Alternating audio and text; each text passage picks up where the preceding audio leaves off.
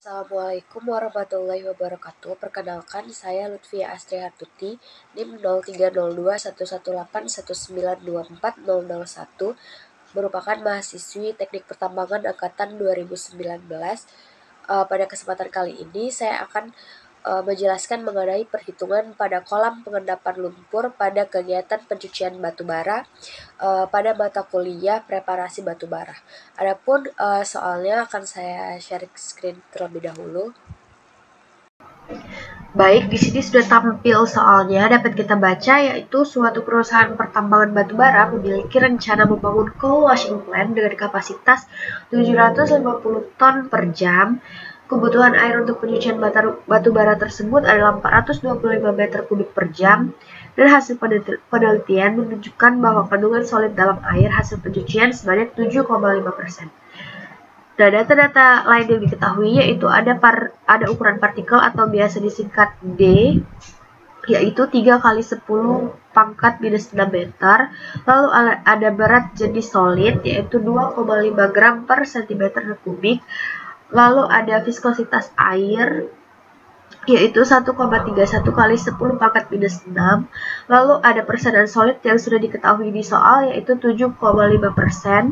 Ada persenan air yaitu 100% dikurang persenan solid sehingga didapatkan 92,5%. Lalu ada kebutuhan air atau Q-mat sebanyak 452 meter kubik per jam. Dan ada berat jenis air yaitu seperti kita ketahui 1000 kg per meter kubik. Pada soal ini kita akan menghitung 14 parameter. Nah, parameter yang pertama yaitu ada berat padatan. Berat padatan itu rumusnya persen solid dikali Q-mat dikali berat jenis solid, yaitu 0,075 dikali 452 meter kubik per jam dikali berat jenis solid tadi sudah diketahui 2500 kg per meter kubik. Didapatkanlah hasil 84.750 kg per jam. Lalu untuk berat air rumusnya sama, tetapi untuk persenan dan berat jenisnya itu diganti menjadi air, yaitu rumusnya ada persen air dikali Q-mat dikali berat jenis air 0,925 dikali 452 meter kubik per jam dikali 1000 kg per meter kubik. Didapatkanlah hasil 418.100 kg per jam. Lalu ada lalu ada volume padatan. Rumusnya itu ada berat solid dibagi berat jenis solid dikali 3600, 84.750 kg per jam dibagi berat jenis solidnya 2.500 kg per meter kubik dikali 3.600, didapatkanlah hasil 0,00941 meter kubik per detik. Untuk volume air itu sama, tinggal diganti aja berat dan juga berat jenisnya itu menjadi berat dan berat jenis air, yaitu 418.000, maaf ini kurang 01, yaitu 418.100 kg per jam dibagi 1000 kg meter kubik dikali 3.600, didapatkanlah hasil 0,116139 meter kubik per detik. Lalu kita masuk ke soal kelima yaitu total volume atau Q total. Q total itu gampang banget, tinggal ditambah aja volume padatan dan juga volume air sehingga yang kita sudah cari tadi, sehingga didapatkanlah hasilnya yaitu 0,1256 meter kubik per detik. Selanjutnya soal nomor 6, ada kecepatan pengendapan atau VT yaitu gravitasi dikali D kuadrat dikali rho padatan dikurang rho air dibagi 18 dikali viskositas air. Gravitasi seperti yang kita ketahui yaitu 9,8 dikali D-nya tadi 3 kali 10 pangkat minus 6 dikuadratkan dikali rho padatannya tadi 2500 dikurang rho airnya 1000 dibagi 18 dikali viskositasnya tadi 1,31 kali 10 pangkat minus 6 didapatkanlah hasil 0,00561069 meter per detik. Lalu kita masuk ke nomor 7 yaitu luas kolam pengendapan, yaitu rumusnya Q total dibagi VT. Q total tadi sudah kita dapatkan yaitu 0,1256 ini dibagi VT-nya yaitu kecepatan pengendapan 0,0056 didapatkanlah hasil 22,3779 meter persegi per detik. Oke, sekarang kita masuk ke nomor 8 yaitu mencari dimensi kolam pengendapan, di mana kedalaman dan lebarnya ini kita asumsikan. Di sini saya asumsikan kedalamannya itu 7 meter dan untuk lebarnya itu 4 meter. Kenapa diasumsikan 7 meter dan 4 meter? Karena alat yang kita gunakan di sini merupakan ekskavator backhoe. Jadi kita sesuaikan dengan spesifikasi ekskavatornya,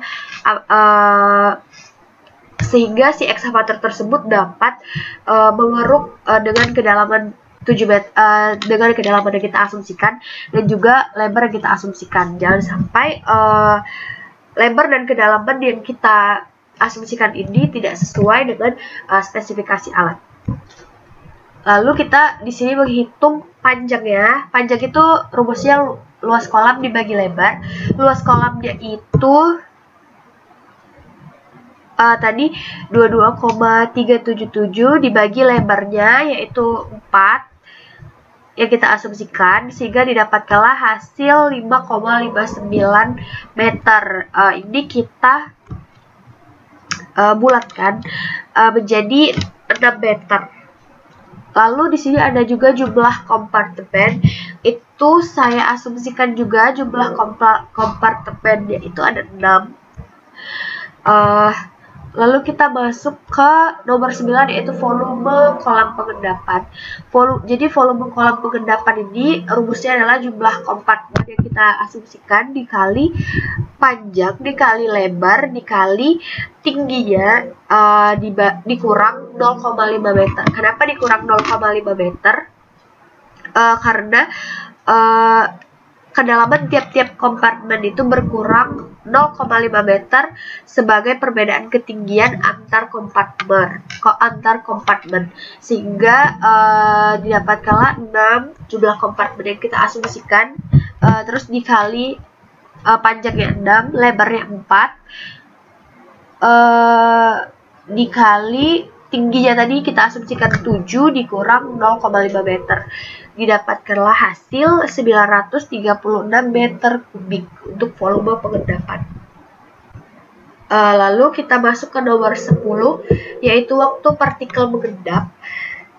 Ini rumusnya yaitu tinggi dibagi VT. Tingginya itu yang kita asumsikan tadi 7 dan VT-nya tadi yang sudah kita cari di atas. Ini ya 0,0056 meter per detik. Sehingga didapatkanlah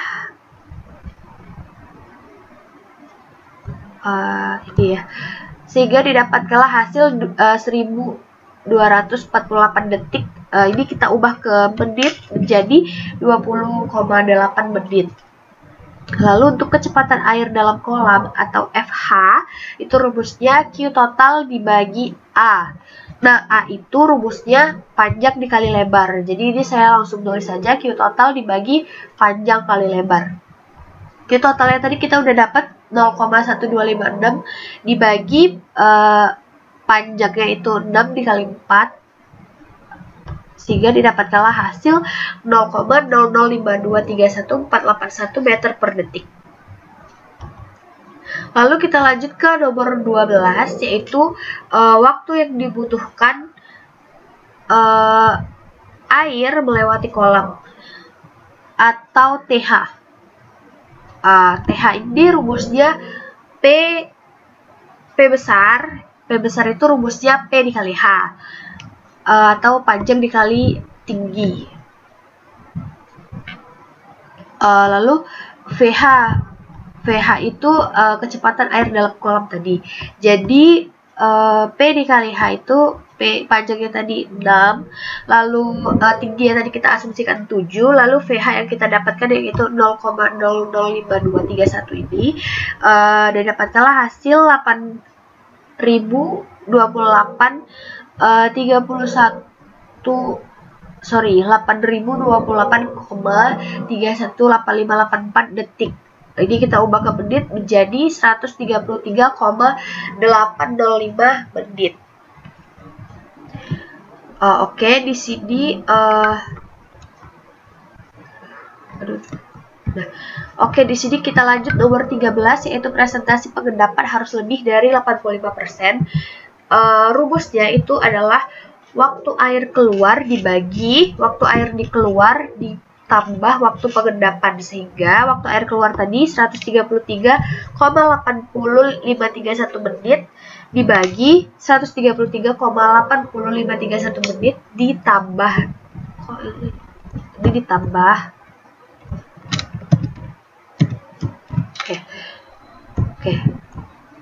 ditambah waktu pengendapannya tadi didapatkan 20,8 menit ya. Jadi didapatkanlah hasil 0,86546. Ini kita kali 100%, didapatkanlah persenannya yaitu 86,55%, di mana ini sudah lebih dari 85%. Yang terakhir yaitu nomor 14, waktu pengerukannya rentangnya lebih dari 30 hari. Nah, volume total pertama-tama kita harus mencari dulu volume total padatan yang berhasil diendapkan. Rumusnya itu adalah volume solid dikali 3.600 detik per jam dikali 1 jam dikali persentase endapan tadi.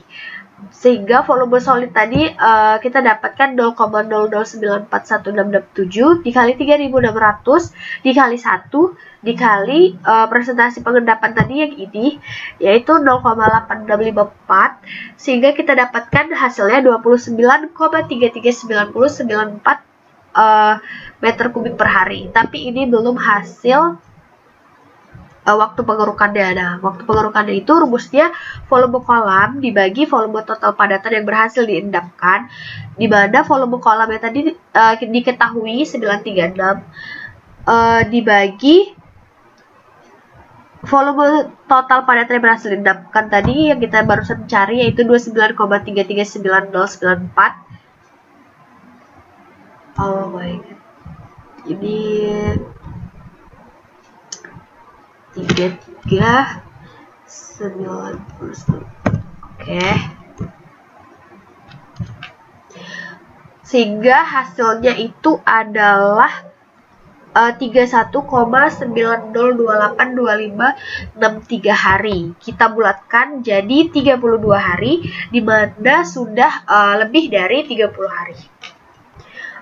Baik, mungkin segitu saja yang bisa saya jelaskan mengenai perhitungan kolam pengendapan lumpur dengan 14 parameter ini.